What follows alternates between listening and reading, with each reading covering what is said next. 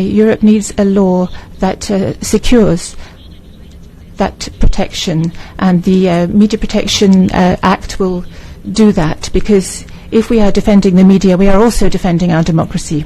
Ek sostniet il-President tal-Kummissjoni Ewropea Ursula von der Leyen waqt id-diskors annwali tagħha dwar l-Istat tal-Unjoni Ewropea fejn iddeskrivit l-għanijiet tal-Blokk Ewropew għas-sena li ġejja. Ursula von der Leyen fakret f'diversi każijiet koroħ ta' ġurnalisti li nqatlu fl-aħħar snin, fosthom l-assassinju tal-ġurnalista Daphne Caruana Galizia. Journalists are coming under attack simply because they are doing their jobs.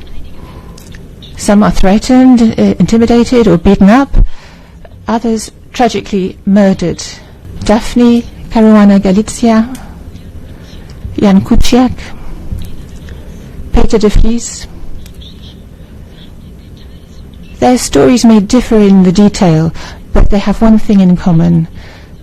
They stood up and fought for our right to information, and that's what they died for. Von der Leyen sostniet li l-Unjoni Ewropea teħtieġ liġijiet b'saħħithom biex il-medja tkun protetta u bekk inkunu qed niddefendu wkoll id-demokrazija filwaqt li s-saltna ta' dritt tkun garantita.